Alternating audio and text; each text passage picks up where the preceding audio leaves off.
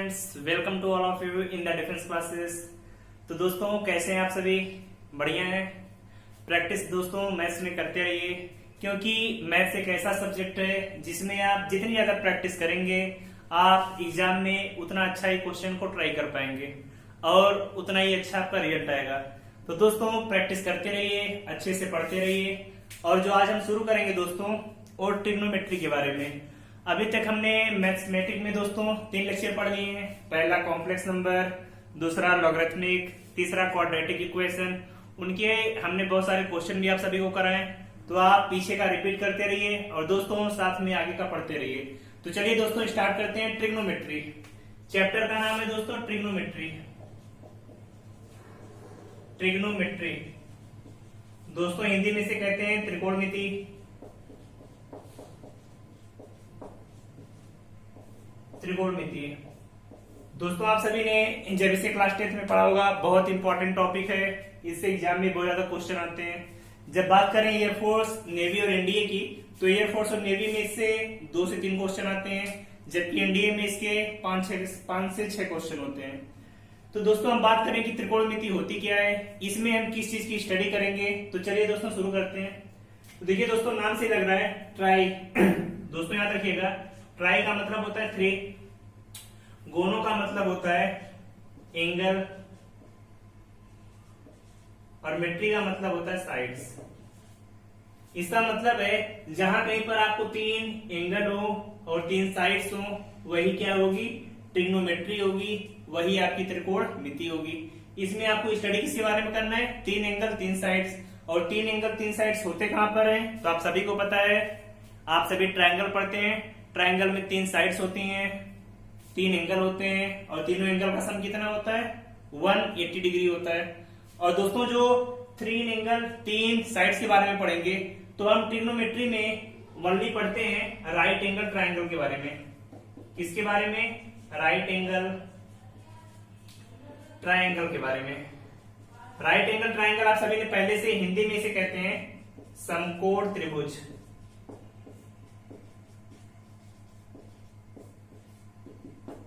हिंदी में इसे कहते हैं समकोण त्रिभुज। दोस्तों समझ में आया क्या है समकोण त्रिभुज? अब समकोण त्रिभुज होता क्या है? नाम से लग रहा है ऐसा कोई भी त्रिभुज, ऐसा कोई भी त्रिभुज जहां पर आपका एक एंगल 90 डिग्री का हो, वही किस में आ जाएगा? समकोण त्रिभुज में। माना जिसकी साइड्स हैं ए बी सी। तो देख रहे हैं यहाँ पर 3 एंगल हैं, 1 2 3। 3 एंगल हैं, 3 भुजाएं भी हैं, ये पहली भुजा, दूसरी भुजा, तीसरी भुजा। और जो तीनों एंगल का सम होगा a प्लस बी प्लस सी, ये हमेशा कितना होगा? 180 डिग्री। दोस्तों ट्रिग्नोमेट्री में कोई भी क्वेश्चन है तो ये चीज आप हमेशा यूज कर सकते हैं कि तीनों एंगल का सम कितना होगा? 180 डिग्री। अब बात करते हैं ये जो साइड्स हैं इनके क्या क्या नाम होते हैं। जब आप राइट एंगल ट्रायंगल पढ़ेंगे तो हर साइड का अलग अलग नियम होगा। तो इसमें जो पहला है इसे आपको याद रखना है कि 90 डिग्री के जो सामने होगा, 90 डिग्री के जो हमेशा सामने होगा, इसे हिंदी में कहते हैं कर्ण और इंग्लिश में कहते हैं हाइपोटेनस। याद रहेगा दोस्तों। और जहां पर कोई एंगल सपोज करिए थीटा है, तो एंगल के साथ जो होगा, जो कोई कोण बना है उसके साथ में होगा, इसे हम कहते हैं आधार, इंग्लिश में कहते हैं बेस। और जो एंगल के सामने होगा उसे हम कहते हैं परपेंडिकुलर या लंब। इसे क्या बोलेंगे? लंब, या इंग्लिश में बोलेंगे परपेंडिकुलर। तो दोस्तों याद रहेगा सभी को कि जहां पर एंगल होगा बेस, एंगल के सामने परपेंडिकुलर, 90 डिग्री के सामने हाइपोटेनस। अगर आपको इतना पता है तो पहली चीज आपको क्लियर हुई। और पूरे ट्रिग्नोमेट्री में आपको इसी के बारे में पढ़ना है, हर चीज इसी पर आधारित होगी। तो दोस्तों आप क्या करेंगे? लंब पता चल गया, आधार, कर्ण, इन तीनों में एक रिलेशन होता है जिसे हम क्या कहते हैं? Pythagoras theorem. आप सभी ने पढ़ा भी होगा कि पाइथागोरस थ्योरम क्या होती है? कर्ण का स्क्वायर इक्वल टू लंब का स्क्वायर प्लस आधार का स्क्वायर। तो नोट करिए पाइथागोरस थ्योरम, पाइथागोरस प्रमेय। इसके अकॉर्डिंग क्या होता है? कर्ण का स्क्वायर इक्वल टू लंब का स्क्वायर प्लस आधार का स्क्वायर। याद रहेगा। कर्ण को हम देखिए इससे यहाँ पर किसे लेकर एच से, तो हम इसे एच से रिप्रेजेंट करते हैं। एच का स्क्वायर इक्वल टू लंब को किसे पी से और आधार को बेस से रिप्रेजेंट करते हैं। तो याद रखिएगा हमेशा कोई भी क्वेश्चन आए एच का स्क्वायर इक्वल टू पी का स्क्वायर प्लस बी का स्क्वायर, इनमें से अगर दो कोई आपको पता है तो तीसरा आप निकाल लेंगे। तो चलिए पहले इस पर एक सिंपल सा क्वेश्चन लेते हैं कि इस पर क्वेश्चन कैसे आते हैं। दोस्तों देखिए जैसे कोई एक राइट एंगल ट्राइंगल है और दोस्तों याद रखिएगा ये जो पाइथागोरस थ्योरम है ये सिर्फ कहां पर लगती है, ऐसा नहीं कि कोई भी ट्राइंगल दे दिया ऐसे तो आप यहाँ पर पाइथागोरस थ्योरम लगा देंगे, कभी नहीं लगाएंगे। जहां पर राइट एंगल ट्राइंगल होगा वहीं पर आप सिर्फ पाइथागोरस थ्योरम का यूज करेंगे। तो याद रहेगा पाइथागोरस थ्योरम कहां लगेगी, ओनली राइट एंगल ट्राइंगल में। सही है। अब इसमें दिया है तो इसमें कभी भी पाइथागोरस थ्योरम यूज नहीं होगी। दोस्तों देखिए जैसे इसमें लिखा है एक साइड का नाम 4 दे दिया, एक का नाम 5 एंगल थीटा है, तीसरी साइड आपसे पूछ रहा है तो देख रहे हैं एंगल कितना है 90 डिग्री। अब एंगल 90 डिग्री तो आपको पता हो गया right angle triangle. Right angle triangle में दो साइड्स पता है, तीसरी निकालनी है आपको। तो क्या करेंगे 5 का स्क्वायर इक्वल टू 4 का स्क्वायर प्लस ये साइड बेस है तो बेस का स्क्वायर। तो बेस का स्क्वायर कितना आएगा 5 का स्क्वायर 25 में से 16 जाएगा 9, तो बेस कितनी आ गई 3। तो इसी तरीके से कोई दो साइड्स पता है तो तीसरी साइड की वैल्यू आप बहुत आसानी से निकाल लेंगे। तो पहले दोस्तों आप इतना नोट करिए, फिर आगे बढ़ते हैं कि ट्रिग्नोमेट्रिक रेशियो क्या होते हैं, त्रिकोणमितीय अनुपात क्या, जो आप पढ़ते हैं साइन कॉस टैन, अब उसके बारे में डिस्कस करेंगे। तो पहले नोट करिए इसे।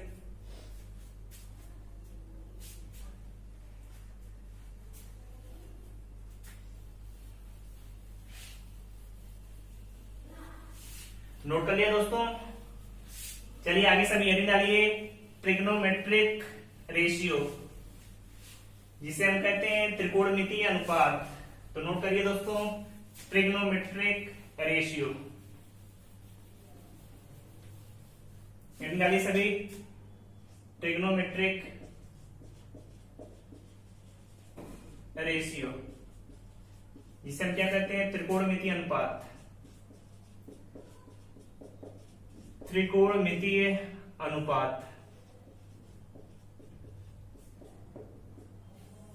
दोस्तों ये जो सब ट्रिग्नोमेट्रिक रेशियो भी हैं ये सभी कहां पर अप्लाई होंगे, ओनली राइट एंगल ट्राइंगल में। तो आप सभी ने पढ़े होंगे 6 ट्रिग्नोमेट्रिक रेशियो होते हैं। जैसे कोई ट्राइंगल आपका हमने बनाया राइट एंगल ट्राइंगल ABC, ए इसका हाइपोटेनस, इसका बेस आधार है, ए आपका लंब, पी ये था आपका कर्ड, एच। नोट कर लिया। ये सपोज करिए कोई एंगल क्या आपका थीटा है। समझ में आया दोस्तों। फिर आगे क्या करेंगे, आपने जो 6 ट्रिग्नोमेट्रिक रेशियो पढ़ेंगे sine theta, cos theta, tan theta, अब इनकी वैल्यू कैसे निकालेंगे उसके बारे में देखते हैं दोस्तों। तो याद रखिए जो साइन थीटा होता है, साइन थीटा हमेशा क्या होता है लंब बटे कर्ड। तो साइन थीटा को लिखते हैं हमेशा लंब बटे कर्ड। कर्ड को किससे लिखा गया एच से। दूसरा कॉस थीटा आधार बटे कर्ड। तीसरा टैन थीटा लंब बटे आधार, इसे लिखते हैं P बटे B। दोस्तों ये सब जो आपको बता रहे हैं सब बेसिक्स हैं, आप सभी ने क्लास 10th में पढ़े होंगे। लेकिन जिन स्टूडेंट्स को बेसिक के बारे में पता नहीं है पहले वो बेसिक को समझ लीजिए, फिर इसके बहुत अच्छे अच्छे क्वेश्चन आगे आने वाले वीडियोज में आपको कराएंगे कि इसके एक कॉन्सेप्ट ट्रिग्नोमेट्री में कहां से क्वेश्चन आ सकते हैं, हर एक टाइप के क्वेश्चन आपको बताएंगे। तो पहले लेकिन आपका बेस स्ट्रांग होना चाहिए, तो पहले आप बेसिक को सीखिए। तीनों को नोट कर लिया। अब दोस्तों याद रखिएगा साइन का जो अपोजिट होता है उसे लिखते हैं कोसेक थीटा। साइन का अपोजिट क्या होगा कोसेक थीटा। यहाँ पे लंब बटे कर्ड था तो यहाँ पर क्या आएगा कर्ड बटे लंब एच बटे बी। यहाँ पर सेक थीटा ये क्या होगा कर्ड बटे आधार एच बाई बी। और टैन का अपोजिट कॉट थीटा, इसे लिखते हैं बेस बटे परपेंडिकुलर। याद रखिएगा आप सभी ने 10th में फार्मूला भी पढ़ा रहा होगा लाल बटे कप का, उससे भी निकालते हैं। सेम चीजें वही होती हैं जैसे आप पढ़ते हैं लाल बटे कप का, यही पढ़ते हैं। तो साइन थीटा लंब बटे कड़, कॉस थीटा आधार बटे कड़, टेन थीटा लंब बटे आधार, चीजें वही हैं। जैसे भी आपको याद हो याद कर लीजिए, नोट कर लिए इतना। अब जैसे देखिए क्वेश्चन इस पर कैसे आते हैं, जैसे एक हमने डायग्राम बनाया, ये साइड 5 है, ये 12 है, 90 डिग्री, ये कोई एंगल थीटा है ए बी सी। आपसे पूछ दिया गया यहां से बताइए कॉस थीटा और कॉट थीटा की वैल्यू क्या होगी। दो चीजें आपसे पूछी गई, तो दो साइड्स आपको दिए हैं। तो पहला काम क्या होगा, तीसरी साइड आप जानते हैं, दो साइड 5 12 है, तो तीसरी साइड क्या आएगी 13, पाइथागोरस थ्योरम से आ गई। फिर क्या करते हैं कॉस थीटा, कॉस थीटा क्या होता है बेस अपॉन हाइपोटेनस, बेस कितना है 12 बटे 13, यही तो आएगा बेस बटे हाइपोटेनस, यही लिखा है बेस बटे हाइपोटेनस। कॉट थीटा क्या होता है, अब देखिए cot theta base upon perpendicular, base कितना है 12, परपेंडिकुलर 5, निकाल लिया, वैल्यू आ गई आपकी। इसी तरीके से कोई भी क्वेश्चन आपको दिया है, दो साइड्स आपको पता है, तो उसकी हेल्प से आप सभी ट्रिग्नोमेट्रिक रेशियो की वैल्यू निकाल सकते हैं। तो नोट करिए, आगे कुछ इस पे बढ़िया क्वेश्चन करेंगे।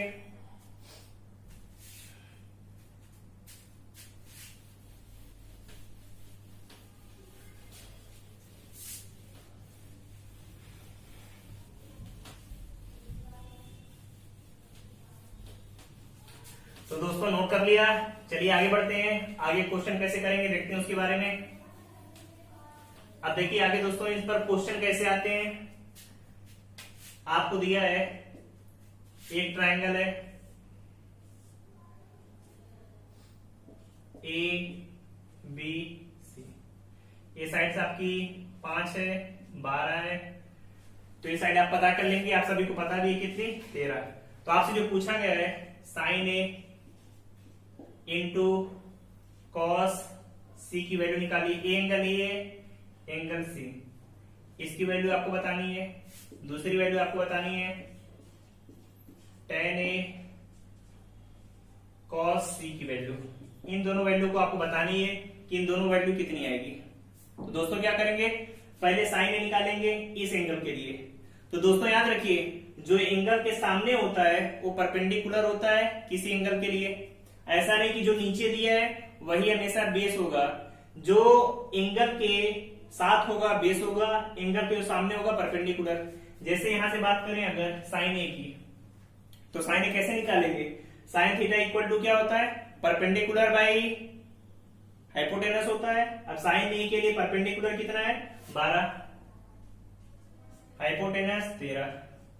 आगे कॉस सी, कॉस सी यहां पर है, कॉस के लिए तो बेस यही होगा 12, कॉस थीटा क्या होता है आधार बटे कड़, बेस बटे हाइपोटेनस, तो इसके लिए बेस कितना है 12, परपेंडिकुलर तो वही रहेगा 13। तो इसका मल्टीप्लाई करेंगे 12 का 12 में 144, 13 का 13 में 169, याद रहेगा। फिर टेन ए कॉस सी, अब कैसे निकालेंगे वैल्यू, तो देखिए टेन ए, टेन के लिए टेन का formula perpendicular by base, ten के लिए परपेंडिकुलर कितना 12, बेस कितना है 5, याद रहेगा लंब बटे आधार। अब आगे कॉस सी, कॉस सी का मतलब आधार बटे कड़, कॉस के लिए तो बेस यही है 12 बटे 13, सही है। फिर 12 का मल्टीप्लाई 144, 13 बचे 65, आंसर आपका आ गया, ये भी आपका आंसर। तो इस तरीके से ट्रिग्नोमेट्रिक क्वेश्चन पर एंगल जहां पे दिया रहे कोई भी आपसे पूछे निकाल लेंगे वैल्यू। याद रखिएगा सिर्फ जहां पर एंगल हो उसके लिए वही बेस होगा। जैसे ए एंगल है तो इसके लिए ए के लिए बेस 5 होगा, परपेंडिकुलर 12। सी के लिए बात करें, सी के लिए यहाँ पर बेस 12 होगा, परपेंडिकुलर 5 होगा, और हाइपोटेनस तो हमेशा एक ही होगा जो कि सभी के लिए फिक्स रहेगा, जो सबसे बड़ी साइड्स होगी।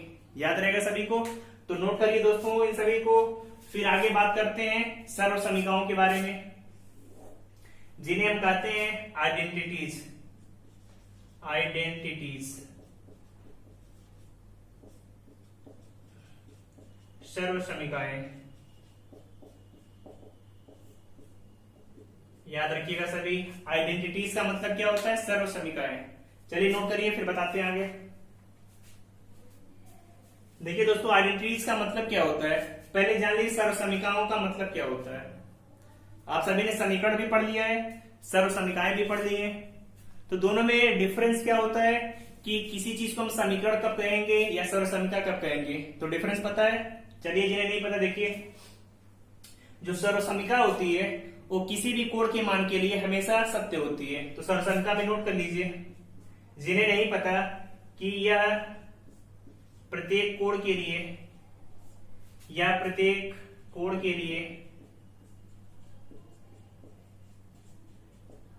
सत्य होता है,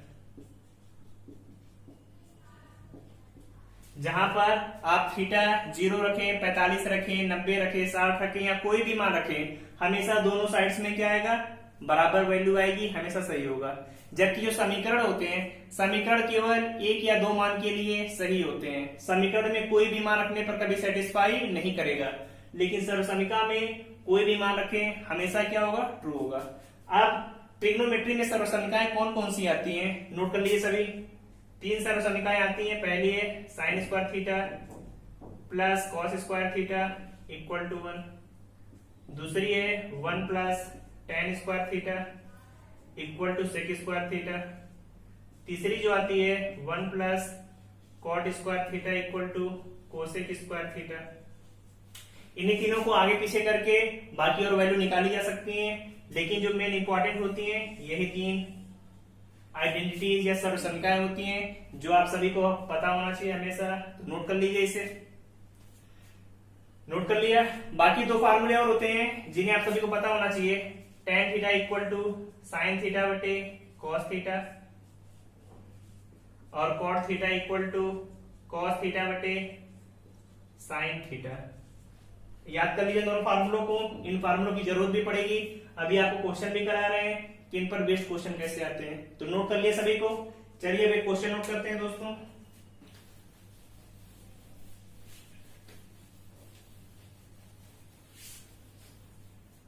नोट करिए दोस्तों, जो क्वेश्चन है 5 tan थीटा इक्वल टू 4।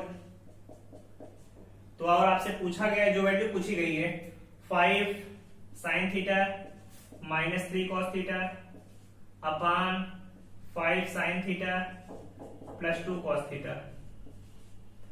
आपको इसकी वैल्यू बतानी है और पूछा दिया क्या क्वेश्चन में 5 tan थीटा इक्वल टू 4 दिया है और इसकी वैल्यू पूछी जा रही है।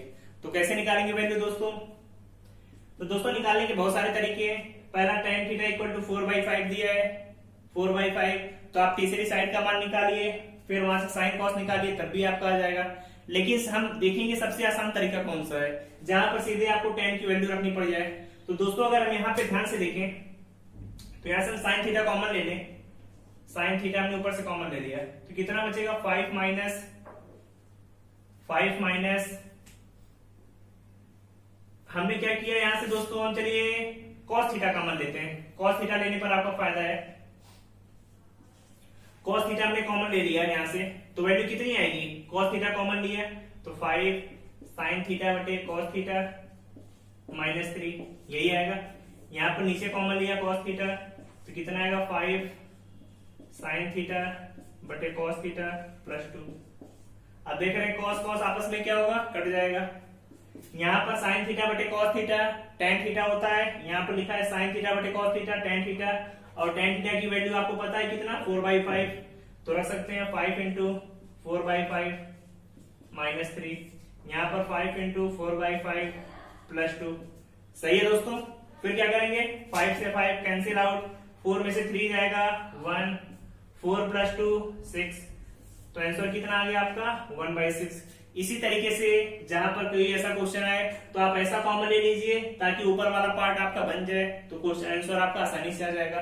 तो नोट करिए इसे दोस्तों। फिर आगे बढ़ते हैं वैल्यूज के बारे में। आप सभी को वैल्यूज दोस्तों 0 से लेकर 90 तक, साइन कॉस tan या कोई भी एंगल हो, आपको उसकी वैल्यू हमेशा क्या होना चाहिए? पता होना चाहिए। तो इतना पहले नोट करिए दोस्तों।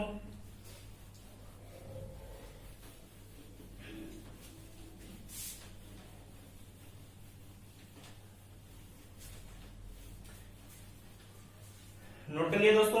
चलिए चलिए बात करते हैं दोस्तों एंगल की वैल्यू कैसे निकालेंगे। तो पहला काम है आपका है कि 0 से लेकर 90 तक वैल्यू हम यहाँ पर आपको बता रहे हैं। आप सभी को नेक्स्ट लेक्चर में जब आएंगे तो ये सभी की सभी वैल्यू याद होनी चाहिए, तभी जाकर आप आगे क्वेश्चन आसानी से कर पाएंगे। ये वैल्यू जितने फार्मूले बताए सब बेसिक थे। अब जो वैल्यू आपको बता रहे हैं वो भी बिल्कुल बेसिक से आपको क्लास 9-10 में याद होना चाहिए। जिन्हें नहीं याद है वो याद करके आएंगे। तो लिखिए आप सभी 0 से लेकर 90 डिग्री तक कोणों के मान वैल्यू आप कैसे निकालेंगे उसके बारे में देखना है। पहला लिखा साइन थीटा, एंगल आपको 0 के लिए, 30 के लिए, 45 के लिए, 60 के लिए, 90 के लिए, इतना याद होना चाहिए।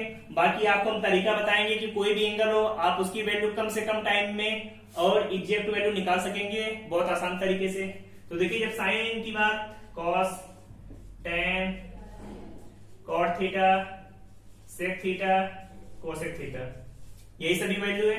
साइन की बात करें 0 के लिए तो sine 0 0, sine 30 1/2, sine 45 1/√2, sine 60 √3/2, sine 90 1। इसी तरीके से cos 0 1 √3/2, 1/√2, 1/2 0। tan की बात करें tan 0 0, tan 30 1/√3, tan 45 1, tan 60 √3, tan 90 infinite.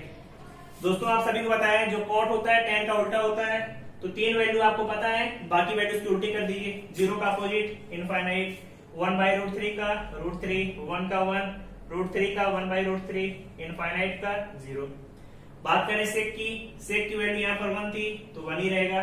√3/2 थी 2/√3, 45 का √2, इसका 2, यहाँ पे वैल्यू 0 थी तो यहाँ पर क्या आएगा इनफाइनाइट आ जाएगा। फिर बात करें कोसेक की, 0 था, 0 का अपोजिट इनफाइनाइट, 1/2 का 2, 1/√2 का √2, यहाँ पर 2/√3, 1 का 1। ये वैल्यू दोस्तों बेसिक्स हैं, सभी लोग रट लीजिए, जैसे भी याद कर सकते हैं याद करिए।